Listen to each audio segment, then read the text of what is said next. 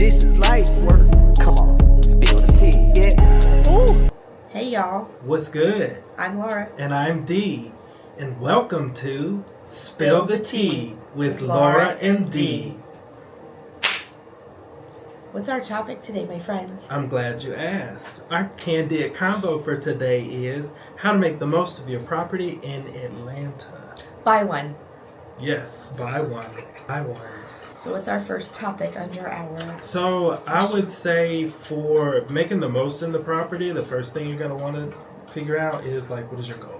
So whether you're an investor looking to make the most returns out of the property, get the most, or whether you're just living in the property, right? Kind of starting off there and just figuring out what are your long-term goals. Because even living in the property, you may only be living there for 2 years, Correct. 5 years, 30 years, raising your kids, whatever. So I would say like that's going to be the first thing that really is going to drive, how to make the most out of the property.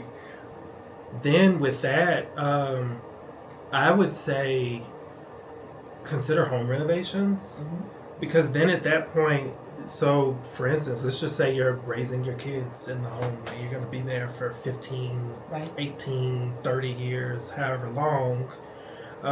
Your home renovation goals are going to be completely different than if you're staying there for 2 years or if you're just an investor looking to get the most value.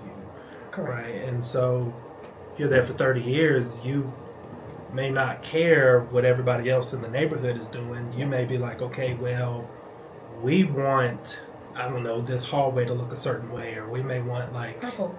Right. It's okay to paint your hallway purple if you're going to be there for 30 years. Right. And then on year 29, you paint it back agreeable gray. Correct. Or duck white. Correct. Yes. Correct. And it's like, for instance, there was a couple of things we took out of our scope of work because we're not going to be there for so long in the property that we're in. We were thinking, putting some storage underneath the stairs. And it's like, okay, well, that's cute.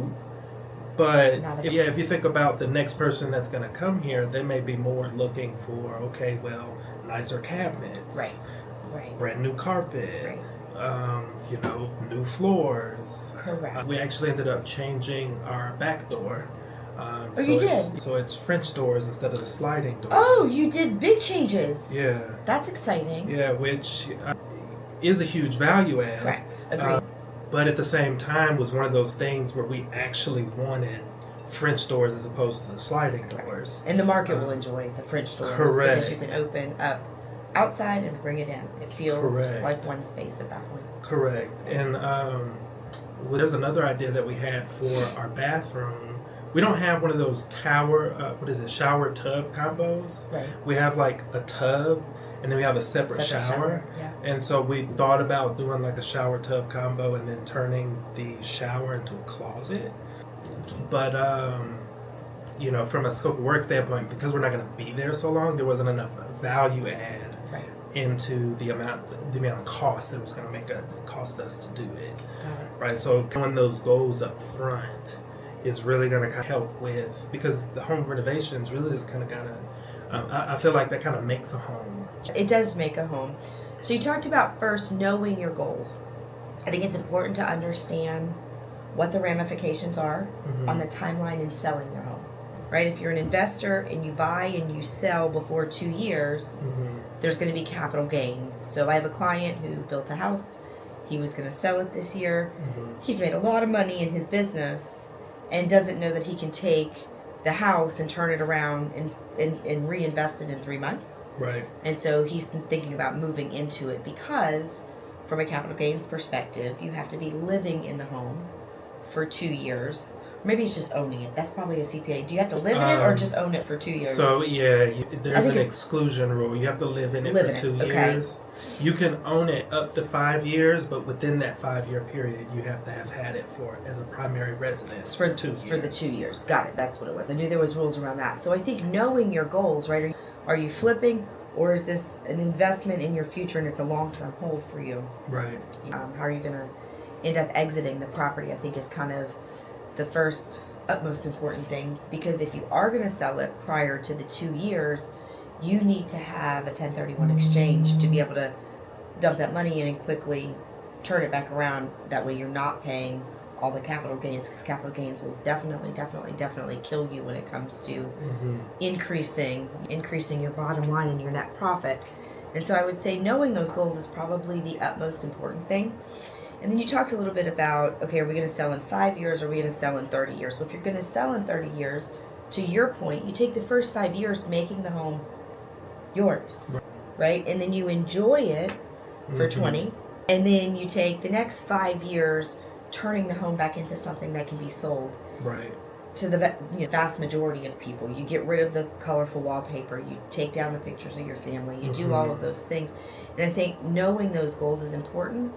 And I think also knowing some more market standards is important. So 7 years is kind of your biggest win, right? If you're going to invest, most investors invest and they hold for 7 years, because after 7 years, you're able to pay your realtor fees. You're still able to put a decent chunk of cash in your pocket, and you've kind of made the most amount of money that you're going to make in the property. Right. Usually that's where you see kind of the most appreciation and all that kind of stuff. And so knowing what the ramifications are in selling it after 1 month, after 2 years, after 7 years, understanding that side of the real estate transaction is important. Right. Because that allows you to know what you can and can't do in your property. In that 7 years, a lot of the times you can kind of skip out on a lot of the deferred maintenance. Well, correct. So like the roof is still okay. The HVAC is still going to be okay. And a lot of times when you're an investor, that's what people are looking at, right? In that 7 year time frame, are those big ticket items still going to be okay? And when you get ready to sell it, is there going to be enough useful life on those items? Right. That you don't have to replace it or you don't have to come down in price point. But knowing that ahead of time, knowing that I'm going to sell this in 7 years, will make you forward think when you are making an offer. If you're looking at 2 houses and one has a 12-year-old roof, well, in 7 years, we're at almost 20 years, right? And that's kind of the timeline of the roof. And so knowing those goals is always, always my most important piece of the puzzle, in my opinion. Another thing is, especially for staying in the property long term, lowering the cost of just home expenses. What are those bills going to be? And so, for instance, putting energy efficient items in the home. So whether they're solar panels, whether huge way to energy efficient windows. The door that we just put in, we have to go back and relook at the insulation. Because at one point I kind of had my foot right next to the door, and I was you like, could feel the wind. That's I could feel the wind coming. So that's little things like that are so important and can really change what it costs to run that home, right? From a financial perspective. To your point, I see this all the time. These people do not recaulk our homes. Like, that is so simple and it is so easy and it is so inexpensive. I have a handyman. He comes out to my house every 2 years. He makes a quick circle around the house. He changes any wood out. He caulks all the windows, and he takes care of that kind of stuff. That's actually smart. Smart, because if a piece of wood starts to rot and we replace it at the beginning of the rotting period, or get it repainted, get it filled, then it stops rotting, right? That paint saves the wood. It not only helps with the bills, because we're caulking the windows, we're caulking the doors, we're caulking all around, that kind of stuff. We put somebody on the roof, we make sure there's no leaks, there's no nail pops. We kind of keep up with that maintenance, because deferred maintenance is the biggest killer of a home. I see it all the time. You're right, because it's like, I feel like there's such a mentality of, oh well, we'll fix it once it's time to fix it. But then and nobody fixes it till it's time to sell it. Let me be very clear. My favorite statement from a seller is, I wanted to do all of this the 30 years I lived in this house, and I never got around to it, right? Because we there's always tomorrow is our mindset. And so keeping up with those small little tasks actually minimize what you spend on the house long term. Right. Because your projects are smaller, your repairs are smaller. An HVAC system and insulation is huge. Right. I go back and forth with spray foam, but I think insulation, just because I think there's some pros and cons on both sides of the fence. But updating that insulation, I see old houses all the time, and it comes up in our inspection reports all the time. There's hardly no insulation. What used to be this thick is now this thick because it's 40 years old or whatever, and the rats have run through it over the years, and this has happened and that's happened. And so take my playroom above the garage, right? I have a 5,000 square foot home. It's a big space in the home. It takes up a good bit of the upstairs, and it's probably a 300 or 400 square foot room. Same, it's just over my garage, just the same size as my garage. And it's always cold in the winter, and it's always hot in the summer. So I had my HVAC guy come out, and the only fix is to properly duct the upstairs and then run a zone for that room. So that room would have its own heating and cooling system in essence, and then insulation, right? Making sure those old windows, the windows on the front of the house are replaced, the windows on the back of the house are not. And to your point, in the winter, that room's always drafty. You can you can always feel the cold. In the summer, it's not quite as bad, just because we have the fans and whatever. But in the winter, it's awful, and it cost me a lot of money to heat and cool that room. That when we get that HVAC system replaced upstairs, I've already talked to my HVAC guy about what we need to do. And from a resale purpose, while that doesn't, there are certain things that don't necessarily give you additional value. It's almost like it's expected. But correct. But if you don't have it, it gives you a lot of negative value, if that makes sense, right? So it just becomes a negotiation point on somebody else's. Correct. It's going to cost me a little bit extra when I go to replace that HVAC system, and my HVAC system is like 25, 30 years old. Like, it's going to be replaced before I move. Right. I don't have a choice. I'm surprised I've gotten 5 years out of it, to be honest. But when I get ready to sell it or replace it, that's going to be something that we will be able to market on the home, right? Different zone for the playroom. Don't have to worry about getting too hot in the summer, too cold in the winter. And so not only is it a selling feature, we'll call it a marketable feature. Right? Again, it's not a value add. Paint is a value add. New floors adds value. A dual zoned unit on the upstairs adds what I like to call perceived value. Right? The house next door doesn't have it. They're not going to choose my house because of that. But subconsciously, it's going to give it a little bit more of a win. Or my house is always going over my neighbors because, well, I'm amazing, but So, I agree with the zoning because the house that we're in didn't have zoning. It was just the same all the way around. For up and down, right? Correct. So, like downstairs, very easy to get it to the temp that you want it. But then you go upstairs and you're just like, nope, I'm going back downstairs. And so it's just like we never really used the upstairs area unless we were just going to bed. Got it. So now it's like we have it zoned now, and it's like it doesn't take as much energy. More energy efficient. To heat the whole house or to cool the whole house, and then it's just like we can actually have almost 2 separate temperatures. Correct. Throughout the house. Correct. And it's just like, to your point, all the other houses in the neighborhood, the only fix that people have for the upstairs area is a window unit. They're ugly. So again, did you really add value? Probably not. Right. But perceived value is there because they're going to be like, Right. Now, if somebody's finished nicer than you are, you're going to lose every time because that perceived value goes away. But see, if there's, for instance, when we go to sell, we could very likely have another house or another 2 houses selling in that same little neighborhood. And you're going to win. And because we have it zoned differently, they're just going to be like, there's perceived value. They don't understand why it's valuable, but they think it is, right? And so that definitely helps. Right. And then smart home features, I feel like sometimes I feel like that's the one thing that adds a little bit of fun to the house, and it's really not too difficult to kind of add. Yeah. But I don't know. I feel like it adds value to me. Well, again, in our society, that's more perceived value. Are they gonna choose your home or pay you more because you have it? Not necessarily. Like, that's not going to be the decision maker if you have a ring and the house next door does not. Right. But if you're very, very, very similar, subconsciously, those things start to add up in the property. Now, something to think about, if you do have smart home features, if you are a buyer, and this is something that's coming up often and just kind of a piece of advice added on to the podcast today, but make sure if you're buying, if you're in Georgia, there are stipulations in the GAR contract about this. If you're outside of Georgia, make sure your contract has this, but you want to make sure the seller logs out of everything. Oh, yeah. That's funny. I always because I don't want any old stuff on mine. So I always No. log out. Let me be very clear. Not everybody feels that way. Of course. I was talking to an agent the other day. I don't even remember who it was. And she was like, so, my sellers. And I was like, what happened? She goes, well, I was talking to my sellers the other day, and they are so angry at the new buyers. I was like, what do they know about the new buyers? Like, why do they have any idea about the new buyers? Those motherfuckers didn't log out of their cameras inside the house. And so they were watching the buyers paint the living room or one of the bedrooms or something. But they knew the new buyers changed the color of the paint because they logged into their old cameras.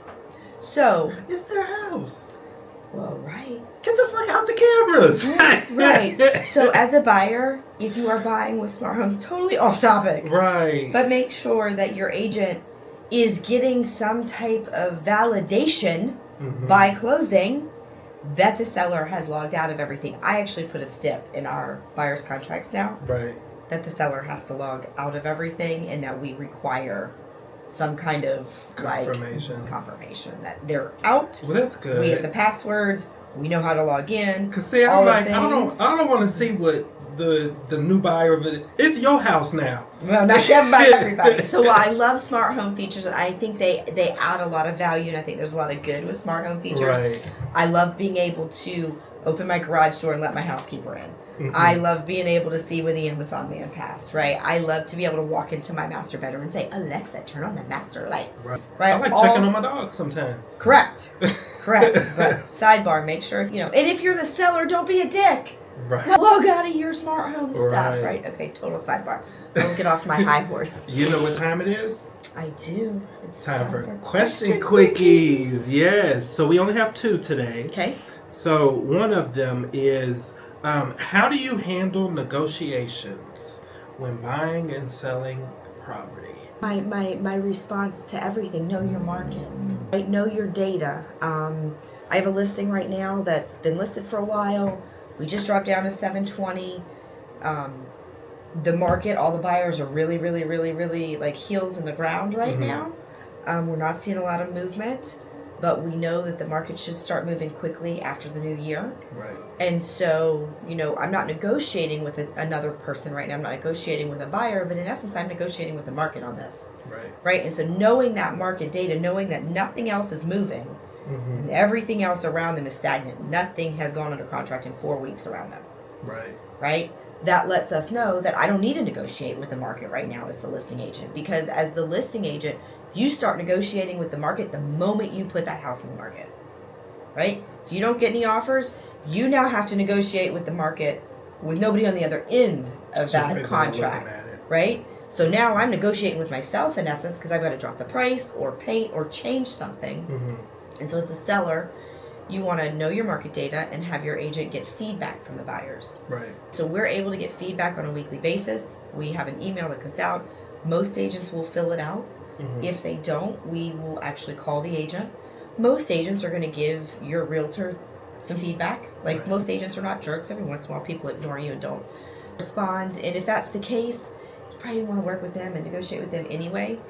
And then as far as understanding negotiations and how to negotiate, I always like to say, understand your data, but then also understand what your client is looking for. Right. So when you're hiring a realtor, when you're looking for somebody to kind of guide you through that process, you want to make sure that that person has listened to you every step of the way.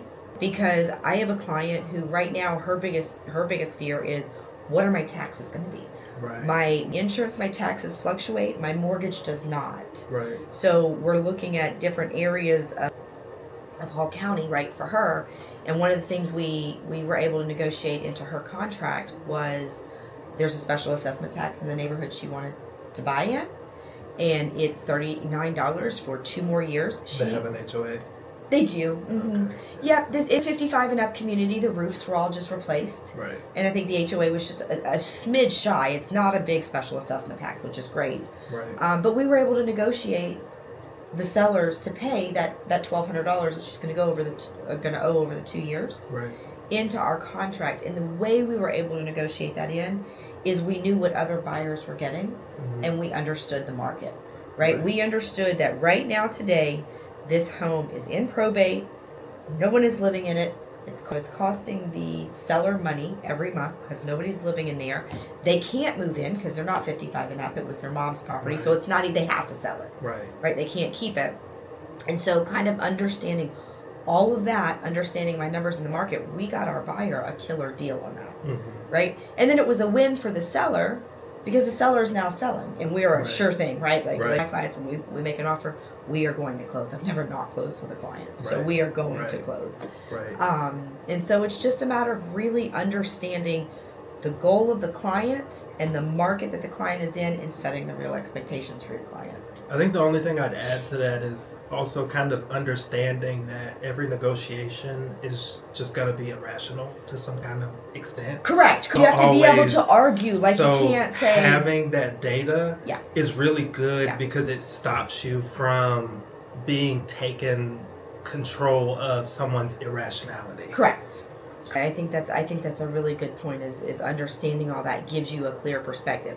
Like, if I know that you want this house for $100,000 less than list price, and I can't argue it, Mm-hmm. I'm going to have a really hard time getting that, right? So that Right. my job is to maintain your expectations. Say, David, I'm happy to make that offer. Right. However, here's what to expect back on the counter offer, and Mhm. having a good idea of what the counter offer should look like should give you, as the agent making that offer, or given the counter offer, waiting for them to respond, should give you a good idea Right. of where your client's going to come in, so you can set that expectation. Right. And Right. if I've got good market data, I can argue, try to argue me. Right. Try to argue me. Explain to me why you want 900,000 when everybody else is getting 7. Here's the data. Right. Next question: how to get the best possible offer in a competitive market? How to get the best possible offer in a competitive market. Are they asking from the perspective of the buyer or the seller, or does it say? Both. Both. Know your data. It's all the same, right? So as a seller, I think knowing what the seller's goals are, Mm-hmm. like if a seller has a certain dollar amount they have to hit, Mm-hmm. then you have to have a certain listing strategy to get that.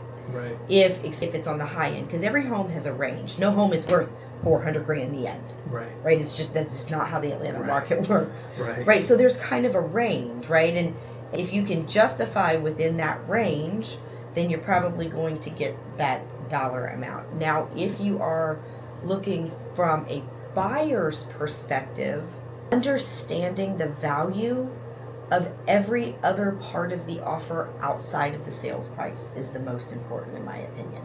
So if you're in a multiple offer situation as a buyer, like understanding how to position yourself to where not only is the seller netting what they want, but they're getting other things that are a win. Right. Shorter, Closing quick.